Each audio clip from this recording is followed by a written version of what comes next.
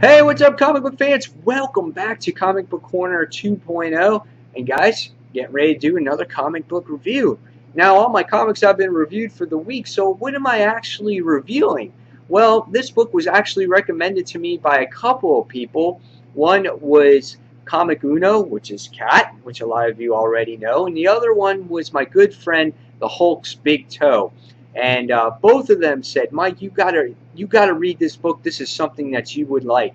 And I've asked both of them, do I need to read issues 1 and 2 to understand what's going on?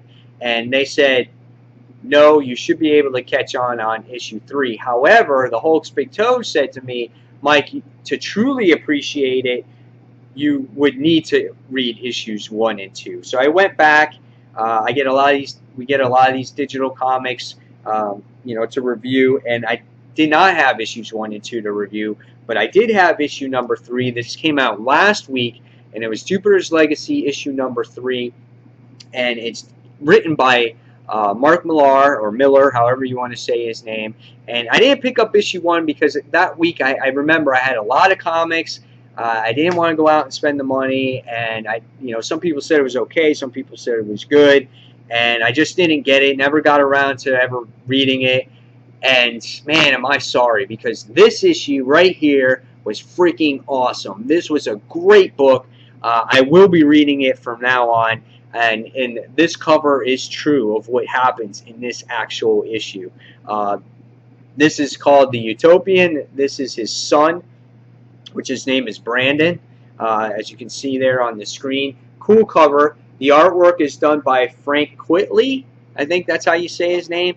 And as I scroll through in this, through my little cheap ass tablet here, I'll show you some artwork, but it's slow in loading. So we'll go on to the story here. And the story starts off as Utopian Man talking to Chloe, which is his daughter's boyfriend, saying that he wants nothing to do with him, that we need to take her in, watch her, stay away. I guess he was a drug dealer or whatnot. And so you get a little bit of a story there. Then what happens here is you get to see Utopia Man's brother, which his name is Uncle. I'm not sure what his name is. I forgot. But he's the uncle right here. This guy right here, and this guy's name is Brandon right there, and he is Utopian Man's son.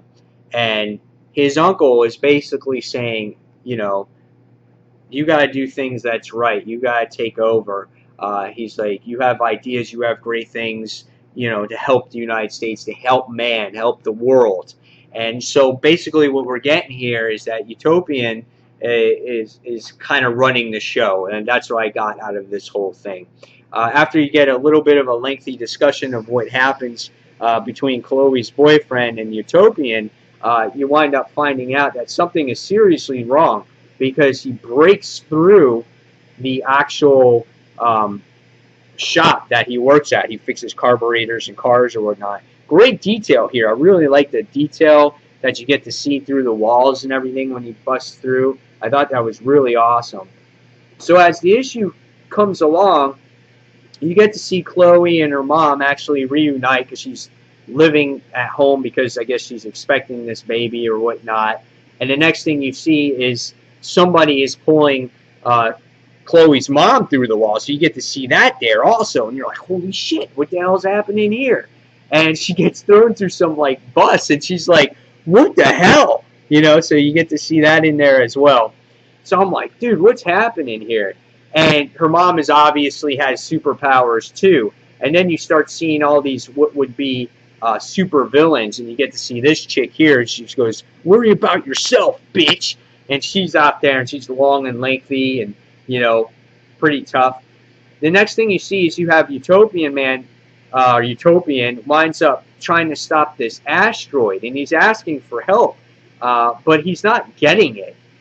So he doesn't know what's going on. So he basically gets like burnt to a crisp from this asteroid that's coming to the Earth, or this atomic missile, or whatever it is, and it's crazy because he's all fucked up. So you get to see that there as well. So as the issue progresses, you get to see all these other guys coming after him, and they start beating his ass. And he starts calling for help, and he's like, "There's these guys, there's clones, there's obviously, people that are dressing up, and they're all just going against him, just taking their own licks." And as the issue goes along, you wind up finding out that it's his own people, his own friends, his other superheroes that are betraying him. And they're tired of him calling the shots, and none of them would listen to him. So they're all rebelling against him. Um, as we find out, we get to see the mom, which is Chloe's mom, and I missed out her name, trying to handle her own. But you find out that it's all for nothing because she's in this psychic bubble, and all you can get from her is just what's going on within the mind. Her actual body is being destroyed by the other villains, and you get to see that here. And it's like, oh my god, how gruesome is that? I was like, holy crap, that is bad. I mean, really bad. Here you get a tighter picture of it here as it loads. Look at that. That is insane right there. I was like, man, oh man. So as business is being taken care of, and it looks like the mom is being killed, and as the daughter is just about to get killed as well, the boyfriend comes around, and they start transporting all across the world, trying to get away from everybody, which is pretty badass too. Again, great detail in the art where she tries to stop the car. I wish I knew more about their powers or whatnot, but this was so awesome. And so eventually is that our heroes are rebelling, or the former heroes are rebelling against Utopian, and they all start, they back away, and his son starts coming, which is the name of Brandon, and he tries to do one last ditch attempt at saying, don't do this, this is the wrong thing to do, this is the not right thing to man, don't listen to your uncle, this is what your uncle wants, this is not what you want. And he goes, I'm tired of listening to you. And you can see he has emotion. He starts to cry just as he's about to release his version of the heat ray vision, and he starts frying his dad's freaking brains out. And he's like, oh my god. And by the time the end of the issue comes along, you get to see his father that is burnt his face off, and it's like he's dead. And his uncle sits there and goes, his Uncle Walter's his name, and his Uncle Walter goes, now, what's going to be the first thing on your agenda, Brandon? What do we want to do to help fellow man? He's like, actually, I'm not entirely sure. He goes, what do you think, Uncle Walter? And this is what Uncle Walter wanted the whole time.